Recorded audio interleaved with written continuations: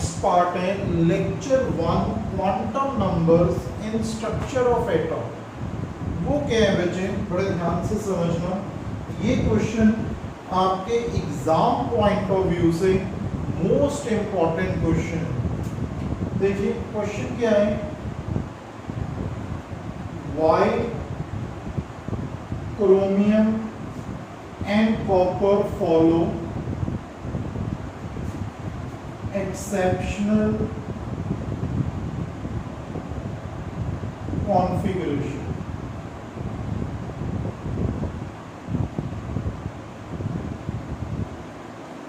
ठीक है, ये क्वेश्चन है, बड़े ध्यान से समझिएगा और स्टेप बाय स्टेप फॉलो करिएगा। इसी तरह से आपको भी एग्जाम्स में राइट अप करना होगा। ध्यान से देखिए, सबसे पहले फॉर क्रोमियम, क्रोमियम का एटॉमिक नंबर बच्चे 24 होता है। इसकी शॉर्टर इलेक्ट्रॉनिक कॉन्फ़िगरेशन कैसे लिखेंगे, आर्गन 18 तक हो गया, 4s2 20 3d4 that is 24। तो दिस इज expected configuration।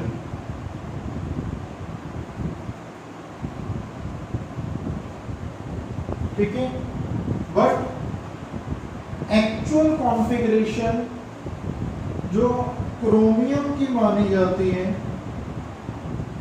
वो क्या है बच्चे,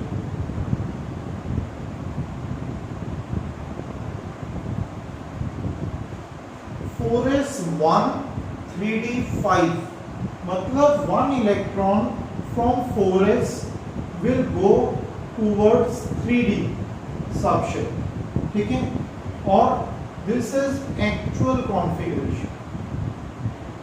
मतलब आपको कभी भी क्रोमियम की इलेक्ट्रॉनिक कॉन्फ़िगरेशन लिखनी आएगी तो आप ये लिखेंगे जो हम ऑव्वा प्रिंसिपल के थ्रू करते हैं, जो कि आर्गन 4s2 3d4 है, जो एक्चुअल सिस्टम अभी तक हम फॉलो कर रहे थे उसके अकॉर्डिंग तो ये कॉन्फ़िगरेशन आएगी। लेकिन आप ये कॉन्फ़िगरेशन को नहीं लिखेंगे, ये एक्सपेक्टेड है according to rules, but actual configuration 4s1 3d5।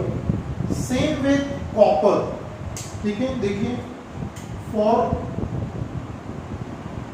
Copper 29 atomic number है, कॉन्फ़िगरेशन होगी 4s2 3d9। देखिएगा 18 + 2 20 20 + 9 29। This is again expected. Actual क्या होगी,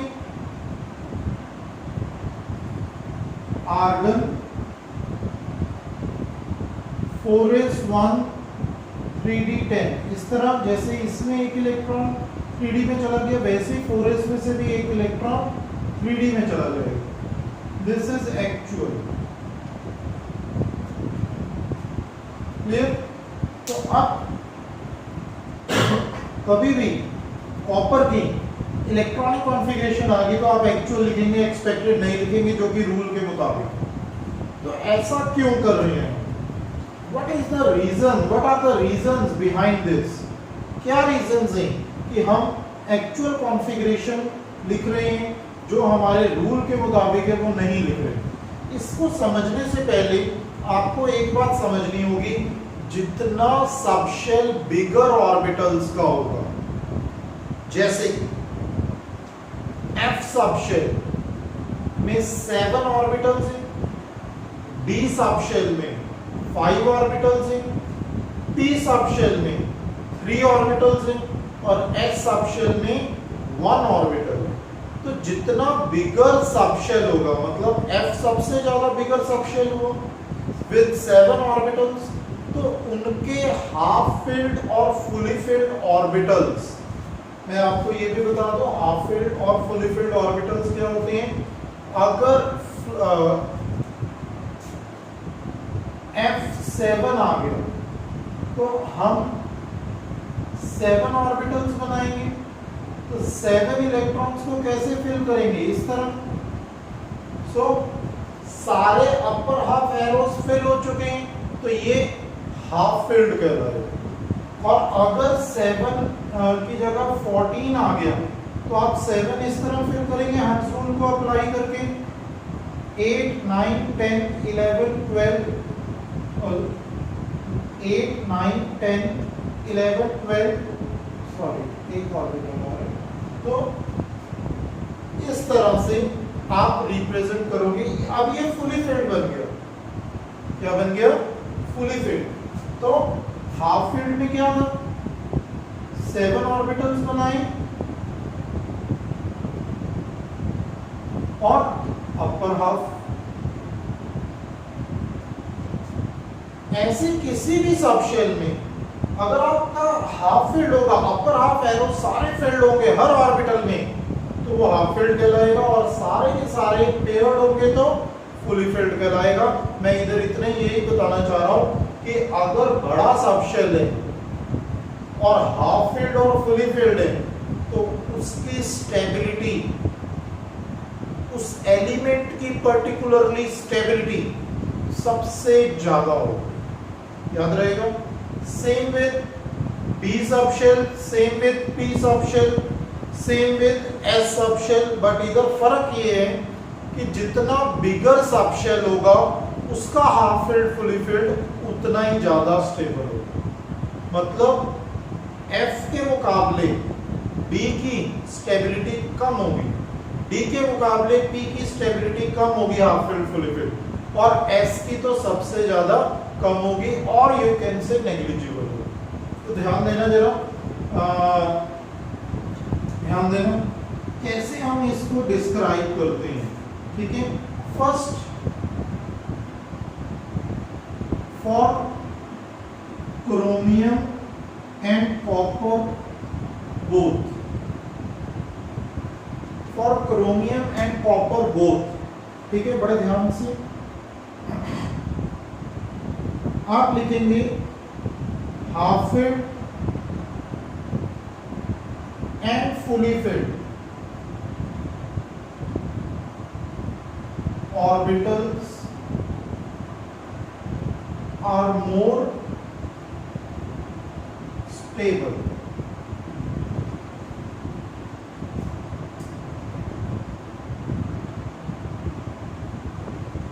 अगर आप देखें क्रोमियम में हाफ फील्ड आ रहा है D5,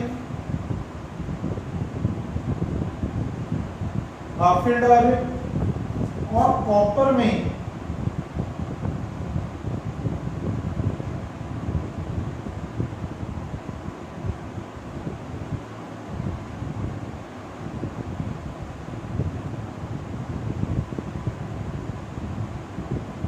फुली फील्ड आ रहा। तो हाफ फील्ड और फुली फील्ड ये क्या है, स्टेबल है, स्टेबल है। तो आप हाफ फील्ड और फुली फील्ड ऑर्बिटल्स की कॉन्फ़िगरेशन फॉलो करोगे। D4 हाफ फील्ड तो बन ही नहीं रहा और D9 भी हाफ फुली फील्ड नहीं बन रहा। तो जो हाफ फील्ड और फुली फील्ड ऑर्बिटल्स हैं वो ज्यादा स्टेबल होते हैं। और हर एलिमेंट क्या चाहता है कि वो ज्यादा से ज्यादा स्टेबिलिटी अचीव करे, और वो स्टेबिलिटी जो सबसे ज्यादा होती है वो उस एलिमेंट की ग्राउंड स्टेट कहलाती है। याद रहेगा, वो उस एलिमेंट की ग्राउंड स्टेट कहलाती है जो स्टेबिलिटी सबसे ज्यादा होती है। ठीक है, तो अब आगे बढ़ते हैं और क्या हो सकता है, बड़े ध्यान से समझते हैं। अब आप समझ सकते हैं कि फुली फील्ड तो बहुत ही ज्यादा स्टेबल होगा, तो क्रोमियम का कोई और शर्त नहीं है कि कोई और कॉन्फ़िगरेशन हो सकती है। फुली फील्ड सबसे ज्यादा स्टेबल है, तो यही कॉन्फ़िगरेशन एक्चुअल कॉन्फ़िगरेशन फॉलो की जाएगी। लेकिन आप ये भी समझ सकते हैं फुली फील्ड के मुकाबले हाफ फील्ड उतना ज्यादा स्टेबल नहीं होता, होता है स्टेबल लेकिन उतना ज्यादा स्टेबल नहीं होता। तो हाफ फील्ड के लिए हम 2 रीजंस और देंगे, मतलब क्रोमियम को एक्सप्लेन करने के लिए मैं 2 रीजंस और देने वाला हूं फॉर क्रोमियम ओनली। रीजन है सिमेट्री leads to stability।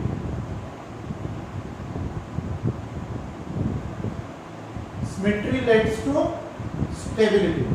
ध्यान से समझना कैसे मैं बता रहा हूं। देखिए बच्चे, पहले क्या था 4:3D4 बना के देखते हैं।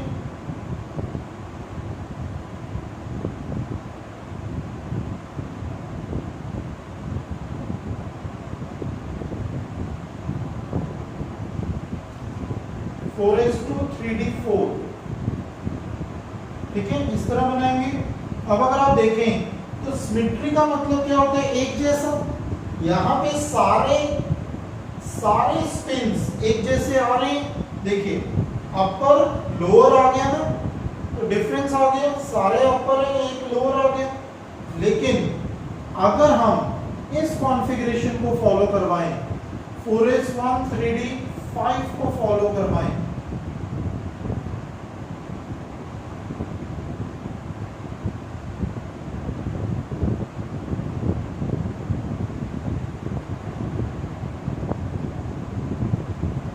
तो 4s1 3d5 में देखिए सारे के सारे अपर हाफ एरोज आ रहे हैं।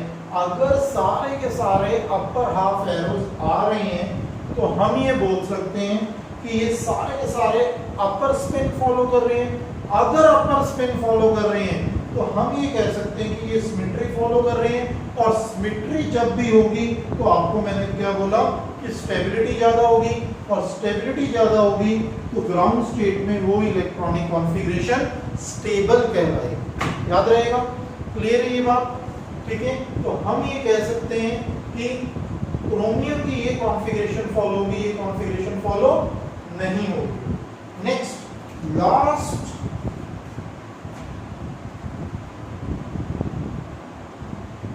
स्टेप जो मैं आपको समझाने लगा हूं, for chromium only. Next last reason है अगेन क्रोमियम का एक और रीजन, एक्सचेंज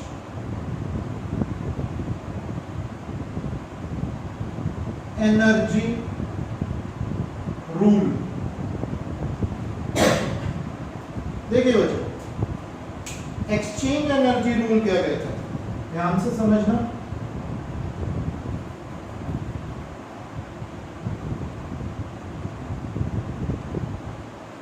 पहले क्या आ रहा था 3d4, 4 इलेक्ट्रॉन्स फिल करें 3d4 में। अब बच्चे एक्सचेंज का क्या मतलब है कि इलेक्ट्रॉन्स जो हैं वो पेयर अप करेंगे।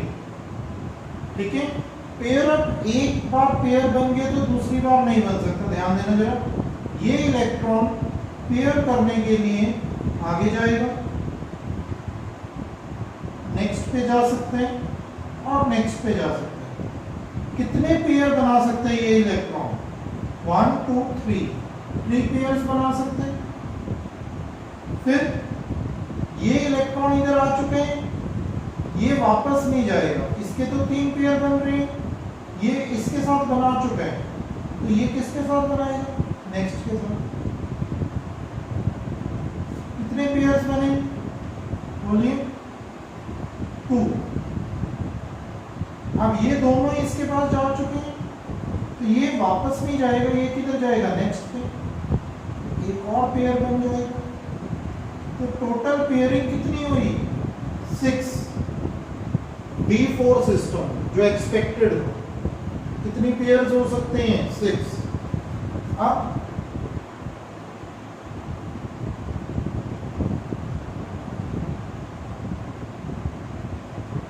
अगर एक्चुअल कॉन्फ़िगरेशन फॉलो करें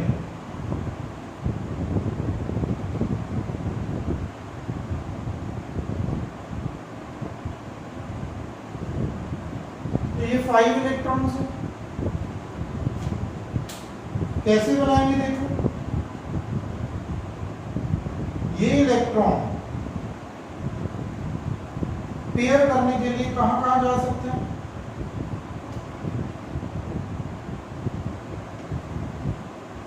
4, ये 4 जगह जा सकते हैं, तो ये 3,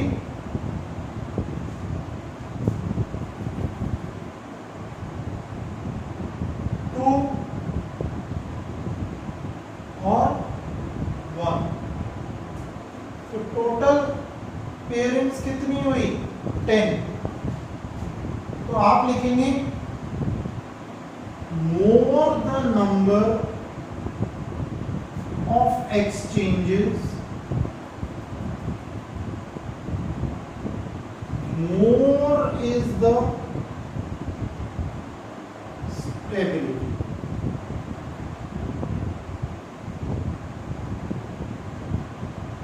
मतलब जितनी एक्सचेंजेस ज्यादा, किसमें एक्सचेंजेस? D5 में, तो उतनी स्टेबिलिटी ज्यादा होगी और ये कॉन्फ़िगरेशन एक्चुअल फॉलो की जाएगी, अगेन एक्सपेक्टेड फॉलो नहीं की जाएगी क्योंकि वो कम स्टेबल। ठीक है, मैं आपको एक छोटा सा जनरल सा एग्जांपल देके बताता हूँ। लेट अस सपोज ये 4 इलेक्ट्रॉन्स हैं, ठीक है। मान लीजिए, बड़े ध्यान से समझना,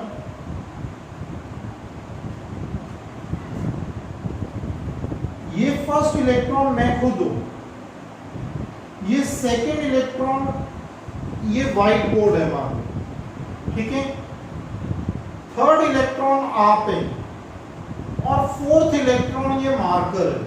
बड़े ध्यान से समझिए, पहला इलेक्ट्रॉन मैं खुद हूं, सेकेंड व्हाइट बोर्ड हो गया, लेट अस सपोज, थर्ड आप खुद हो गए और फोर्थ ये मार्कर हो गए, ठीक है। अब मैं फर्स्ट इलेक्ट्रॉन हूं, मैं पेयर करने कहां जाऊंगा?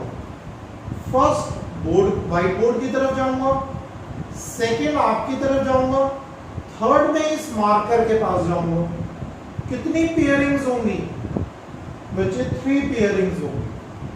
अब ध्यान से समझना, मैं तीनों के पास गया, अब ये व्हाइट बोर्ड, मैं व्हाइट बोर्ड के पास जा चुका हूं, क्या व्हाइट बोर्ड मेरे पास आएगा? नहीं, क्योंकि मैं पेयर ऑलरेडी बना चुका हूं व्हाइट बोर्ड के साथ। तो व्हाइट बोर्ड किसके पास जाएगा? आपके पास और मार्कर के पास। तो कितनी पेयरिंग्स हुई व्हाइट बोर्ड की? 2 पेयरिंग्स। अब मैं और व्हाइट बोर्ड आपके पास जा चुके हैं, ठीक है। आप मेरे पास या व्हाइट बोर्ड के पास दोबारा नहीं आएंगे, आप किसके पास जाएंगे? मार्कर के पास, नेक्स्ट इलेक्ट्रॉन के पास। तो कितनी पेयरिंग्स बना सकते हैं आप? 1। हम तीनों, मैं, व्हाइट बोर्ड और आप, ये मार्कर के पास जा चुके हैं। तो क्या मार्कर कहीं और जा सकते हैं? नहीं जा सकता। तो ये लास्ट इलेक्ट्रॉन की कोई भी पेयरिंग नहीं हो पाएगी फर्दर, ठीक है। तो इस तरह से हमने सीखा कि कैसे एक्सचेंजेस होगी। तो जितनी ज्यादा एक्सचेंजेस होंगी उतनी ज्यादा स्टेबिलिटी होगी। तो D5 में ज्यादा एक्सचेंजेस हैं, ज्यादा स्टेबल है, तो एक्चुअल ये कॉन्फ़िगरेशन फॉलो की जाएगी। तो ये बच्चे आपको मैंने क्रोमियम और कॉपर क्यों एक्सेप्शनल कॉन्फ़िगरेशन फॉलो करते हैं ये बताया। एक बात इधर मैं और क्लियर करना चाह रहा हूँ कि आपके फर्स्ट 30 एलिमेंट्स में 2 ही एलिमेंट्स ऐसे हैं जिनकी एक्सेप्शनल कॉन्फ़िगरेशन है, that is chromium and copper, और कोई एलिमेंट ऐसा नहीं है। और आपके सिलेबस में भी 2 ही एलिमेंट है, 2 ही एलिमेंट्स है, क्रोमियम एंड कॉपर, जिसकी हाफ फिल्ड और फुली फिल्ड और you can say stability describe करने को आ सकता है। अब आप कहेंगे सर क्या और भी एलिमेंट्स ऐसे हैं पीरियोडिक टेबल में जो एक्सेप्शनल कॉन्फ़िगरेशन फॉलो करते हैं? यस, बहुत सारे एलिमेंट्स ऐसे हैं जैसे कि सिल्वर, मॉलिब्डेनम, गोल्ड एटसेट्रा, कई सारे एलिमेंट्स हैं। बट 30 तक ये 2 ही एलिमेंट्स हैं। इसके बाद बहुत सारे एलिमेंट्स हैं जो कि अगेन ऑल्फा प्रिंसिपल की इलेक्ट्रॉनिक कॉन्फ़िगरेशन फॉलो नहीं करते, उसमें भी रीजंस यही है कि हाफ फिल्ड और फुली फिल्ड ज़्यादा स्टेबल है, इस करके कॉन्फ़िगरेशन में लिटिल बिट चेंज हम कर देते हैं। तो ये बच्चे आपको मैंने क्रोमियम एंड कॉपर की डिस्क्रिप्शन दी। अब इसके बाद नेक्स्ट हम करेंगे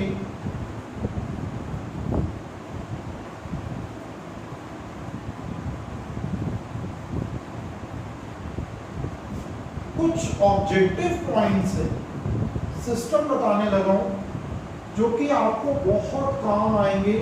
आपको कुछ टिप्स देने लगा हूं बड़े ध्यान से, जैसे कि आप ऑब्जेक्टिव में आपको दिक्कत ना आए।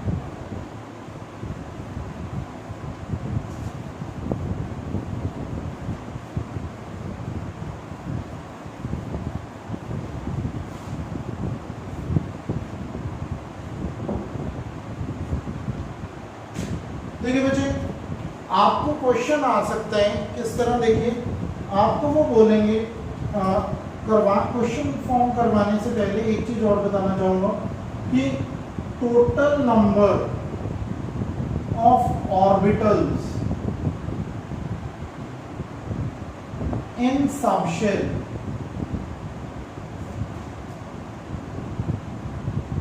कैसे फाइंड की जा सकती है, ठीक है।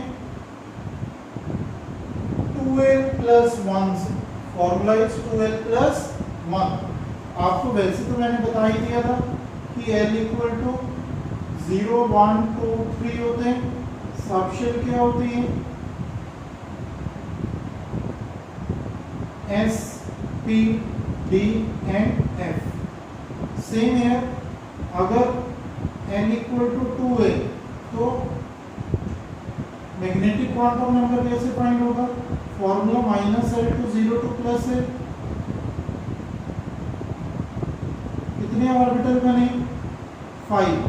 तो n अगर 2 था, d सबशेल था, तो कितने ऑर्बिटल बने, 5। तो आप इसमें भी पुट करके 5 निकाल सकते हैं। l की वैल्यू क्या आ रही है, 2 आ रही है, d सबशेल के लिए +1, दैट इज 2 × 2 + 1 इज 5।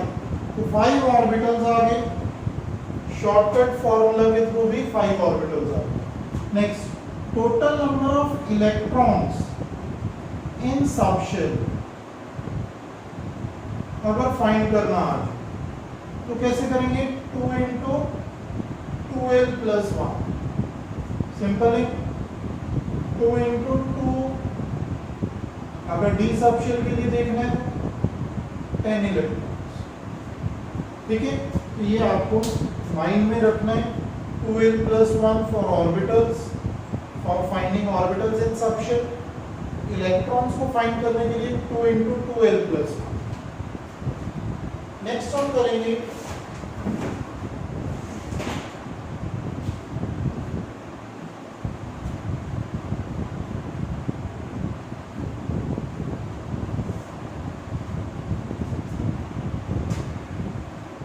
अब हम ऑब्जेक्टिव पॉइंट पे आते हैं। देखिए आपको क्वेश्चन आ गया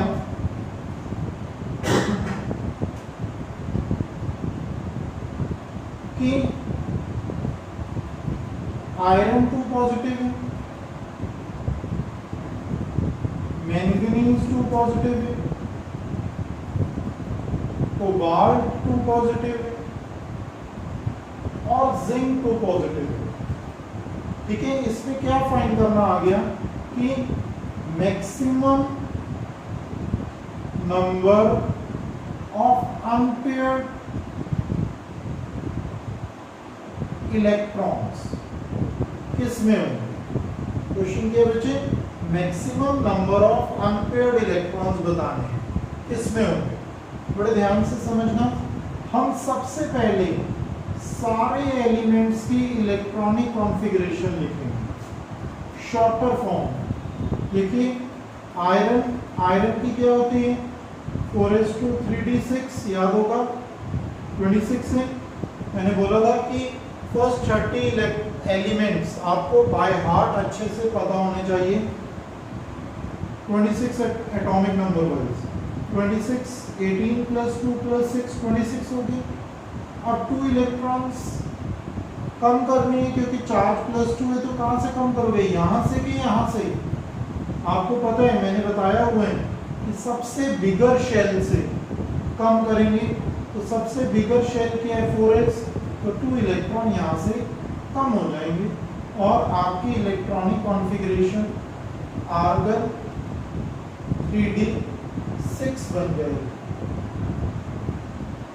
मेरे अब अनपेयर्ड इलेक्ट्रॉन कैसे निकालोगे? डी में कितने ऑर्बिटल्स? 5।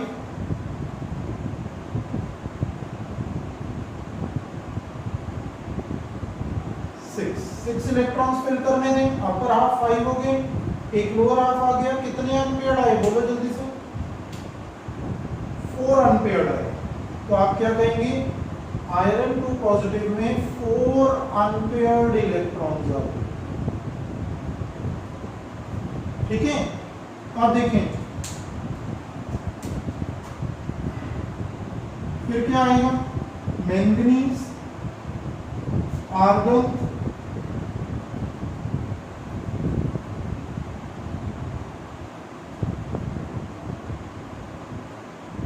मैंगनीज 25 होते हैं, ये लिख दिया। 2 पॉजिटिव है, 2 इलेक्ट्रॉन कम कर दिए, क्या आया 3d5।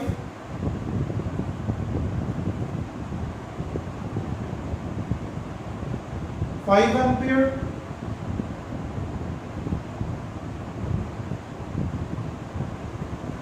ठीक है, अब देखो नेक्स्ट, कोबाल्ट 27 होते हैं,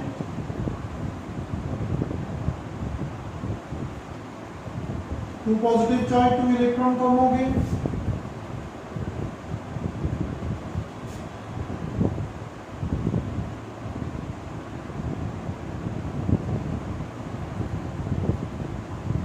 अनपेयर्ड रह गए।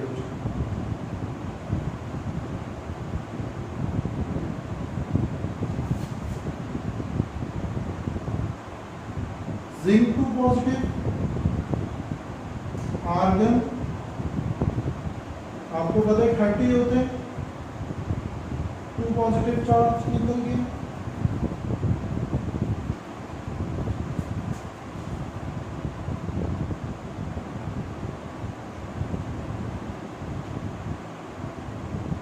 सारे पेयर्ड हैं, 0 अनपेयर्ड इलेक्ट्रॉन्स है। ठीक है, तो अब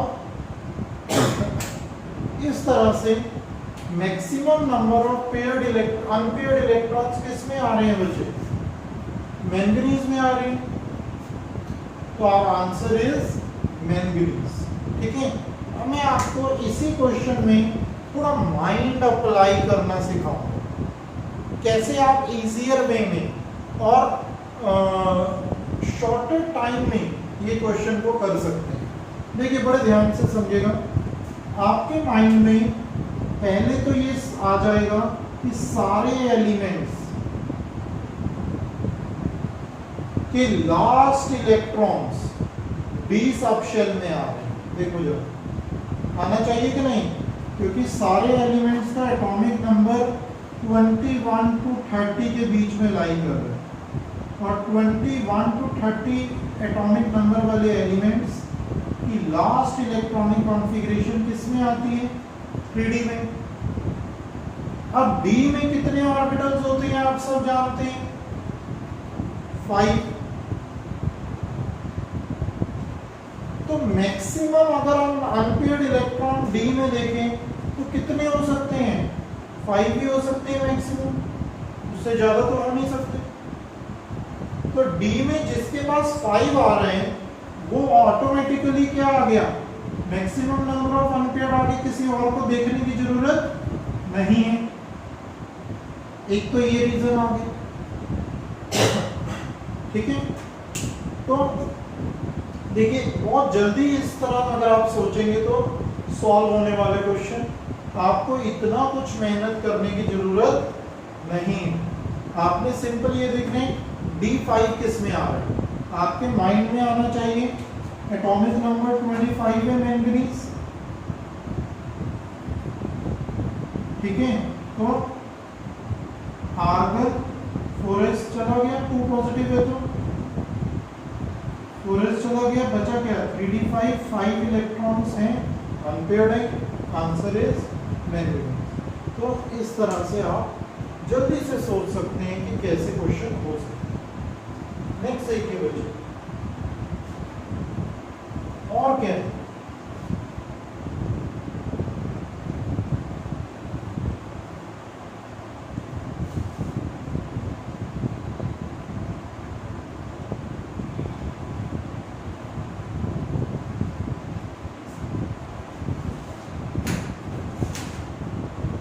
और असाइनमेंट में मैं आपको कुछ क्वेश्चंस प्रोवाइड किए। देखिए उनमें से कुछ टफ क्वेश्चंस और जो आपको ट्रिकी क्वेश्चंस लगेंगे, नॉट टफ, वो मैं आपको करवाने जा रहा हूँ, ध्यान देना जरा। व्हाट इज द लोएस्ट, एक एनसीईआरटी क्वेश्चन कर रहा हूँ, what is the lowest value of n that allows g orbitals to exist. बच्चे वो कह रहे हैं what is lowest value of n that allows g orbital to exist। ठीक है, तो देखिए कैसे होगा।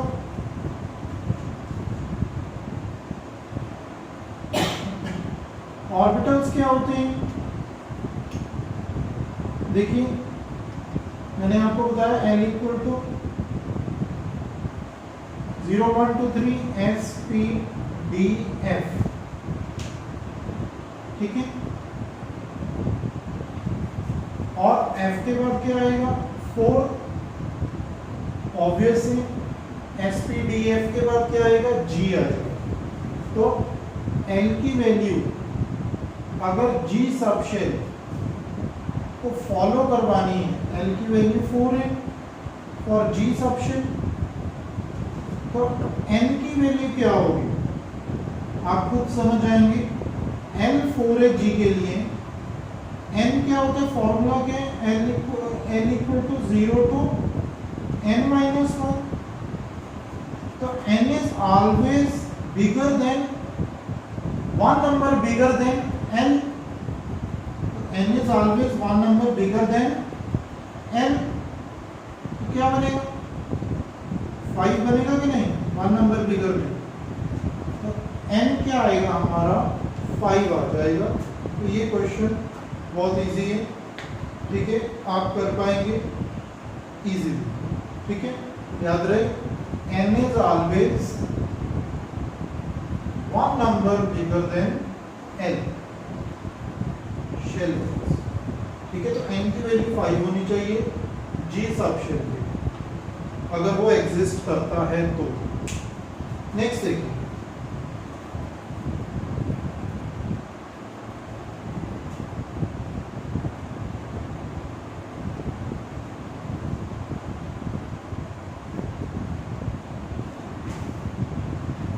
अब आपको बच्चे ऑब्जेक्टिव्स में ना ऐसी एक सीरीज दी होगी,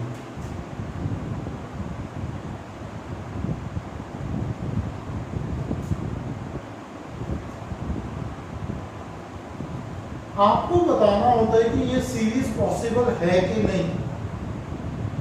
देखिए आप कैसे सोचेंगे, n 4 है, n क्या होगा 0 टू n माइनस 1, 0 1 2 3, ठीक है, 0 टू n माइनस 1 यही बना, 3 आपका लिखा हुआ है तो यहां तक करेक्ट है। अब l 3 है तो m क्या होगा -3 -2 -1 0, ये प्लस 0 +1 +2 +3। अब यहाँ पे आपने देखा कि +2 एग्जिस्ट कर रहे, यहाँ तक करेक्ट है।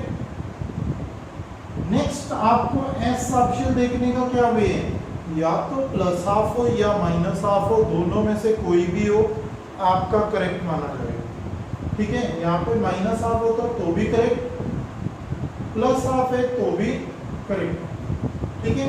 तो आप कह सकते हैं कि yes this series can exist. ठीक है, आगे बढ़ेंगे। मान लीजिए क्वेश्चन ऐसा आ गया,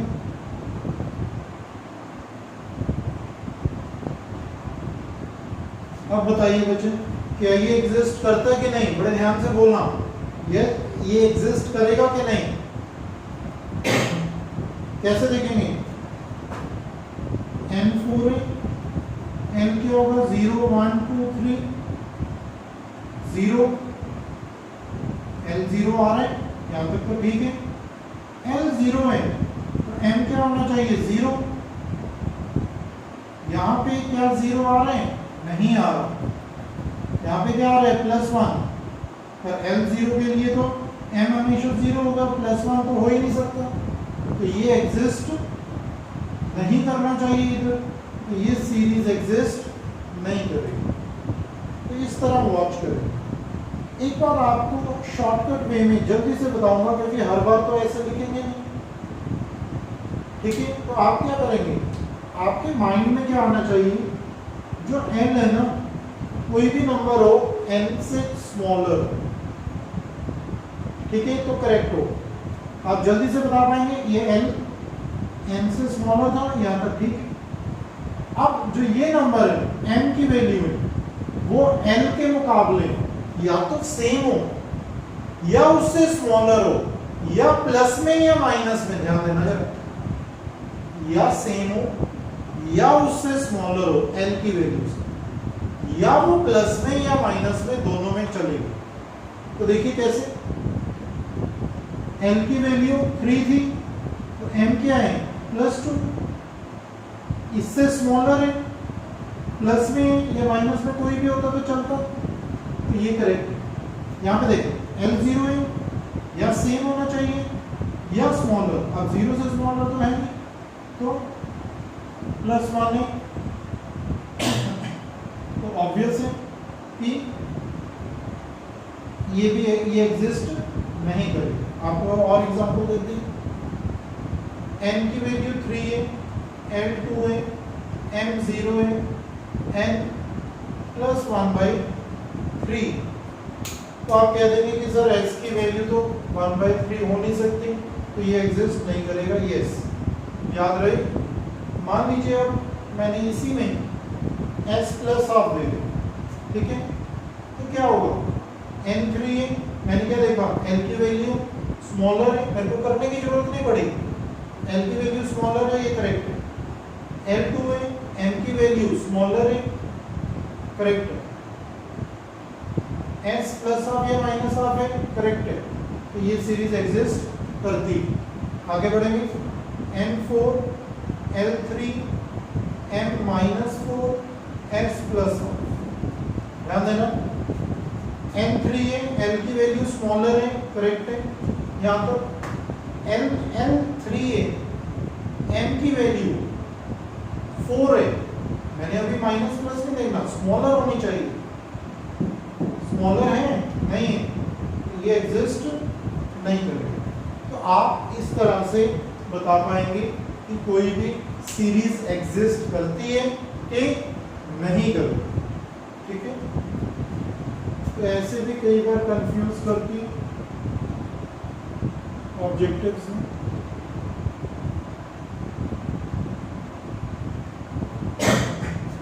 एक बात और बच्चे आपको बताना चाहूंगा, एक ऑब्जेक्टिव में आया भी हुआ, मोस्ट इलेक्ट्रोनेगेटिव एलिमेंट कौन सा है पूरे पीरियोडिक टेबल? फ्लोरीन। याद रखो, ये हम पीरियोडिक टेबल में बहुत डिटेल में पढ़ेंगे। मोस्ट इलेक्ट्रोनेगेटिव एलिमेंट फ्लोरीन है पूरे पीरियोडिक टेबल में। अगर इसकी जनरल इलेक्ट्रॉनिक कॉन्फ़िगरेशन आता है तो कैसे लिखते हैं? 1s2 2s2 2p5, 9 है ना एटॉमिक नंबर। तो लास्ट शेल में क्या आ रहे हैं? 2s2 2p5। तो इसको ना बच्चे n से भी रिप्रेजेंट कर देते हैं कंफ्यूज करने के लिए ऑब्जेक्टिव।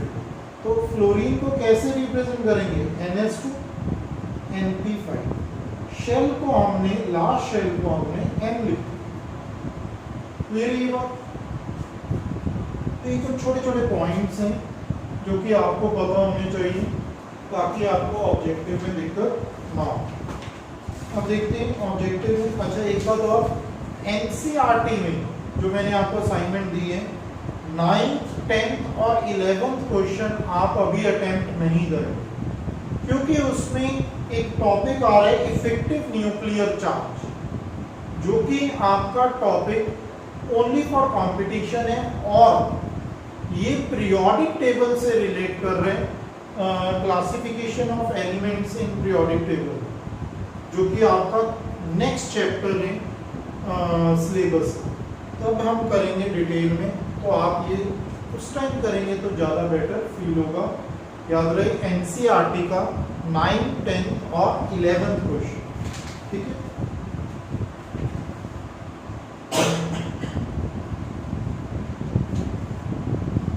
तो क्वेश्चन कुछ अटेम्प्ट करके बता रहा हूँ जो मे बी पॉसिबल आपको दिक्कत आ सकती है, तो ध्यान से समझ।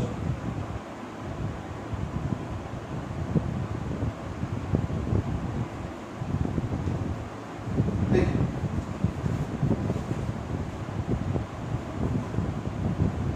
9th क्वेश्चन कर रहा हूं ऑब्जेक्टिव का। Z37 दिया हुआ है, आपको बोल रहे हैं कि 4 के 4 क्वांटम नंबर्स के वैलेंस इलेक्ट्रॉन, क्या बोला, 4 के 4 क्वांटम नंबर के वैलेंस इलेक्ट्रॉन्स को क्वांटम नंबर वाइज रिप्रेजेंट कर, मतलब n की वैल्यू, l की वैल्यू, m की वैल्यू और s की वैल्यू रिप्रेजेंट करनी है और बतानी है कौन सी करेक्ट है। ऑप्शंस दी हुई हैं 5 0 0 plus half, second option 5 1 0 plus half, third option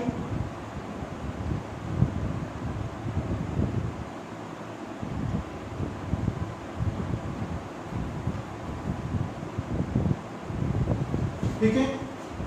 हम क्या करेंगे, सिंपल इलेक्ट्रॉनिक कॉन्फ़िगरेशन लिखेंगे। बच्चे आपको पता है 36, ध्यान से समझना, 36 क्रिप्टन नोबल गैस का कॉन्फ़िगरेशन 36 हो गया। यहां तक 5s1 ये कॉन्फ़िगरेशन आ गई, एटॉमिक नंबर Z37। अब शेल क्या आ रहे हैं, 5 आ रहे, फिफ्थ मैंने बोला था ना NLX, याद करो N5 है, ये तो हो नहीं सकता, शेल 6 दिया हुआ है, ये तो खत्म हो गया। अब L की वैल्यू क्या आ रही है, S है 0, ये भी खत्म हो गया, ये भी खत्म हो गया, क्योंकि L की वैल्यू क्या दी है 1, ऑब्वियस है आंसर ही आ गया। बहुत इजी, बहुत इजी है बच्चों। अगर आपको माइंड आपको यहाँ तो पहुंच चुके हैं तो आपको अब इजी लगेगा, ठीक है। और एक क्वेश्चन करते हैं।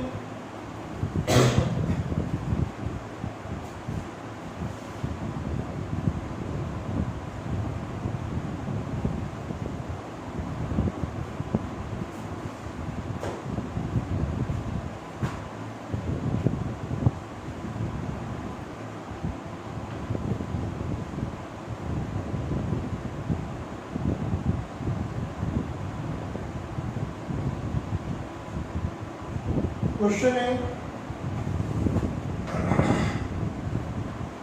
देखिएगा क्वेश्चन नंबर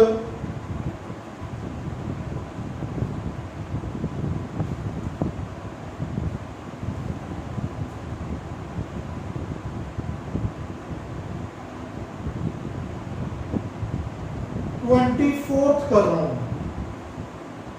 ठीक है। ध्यान देना क्या बोल रही है, maximum number of electrons in a subshell of an atom is determined by the following. क्या बोल रहे हैं? Maximum number of electrons in subshell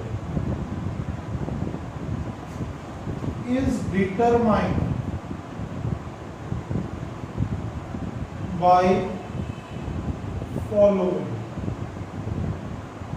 Option D,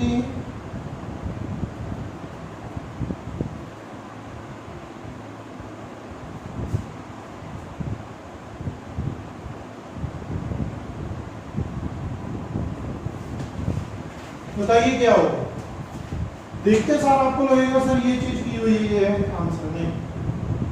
electrons बोले, क्या बोला था? 2 × 2l + 1, ब्रैकेट ओपन करो, क्या आया?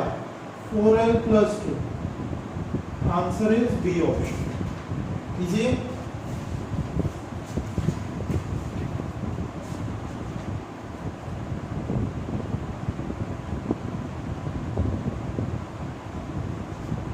नेक्स्ट देखिए, एक बात इसमें और बताना चाहूंगा बच्चे, अगर कोई भी unpaired electron, any unpaired electrons या इलेक्ट्रॉन किसी भी एलिमेंट और आयन की कॉन्फ़िगरेशन में रह जाए तो बच्चे उसे हम पैरामैग्नेटिक कहते हैं। क्या कहते हैं? Paramagnetic substance. और पेयर्ड, सारे के सारे अगर पेयर्ड हो तो उन्हें हम डाई मैग्नेटिक सब्सटेंस कहते हैं। याद रहेगा? तो इसी पे एक ऑब्जेक्टिव है, 34th ऑब्जेक्टिव।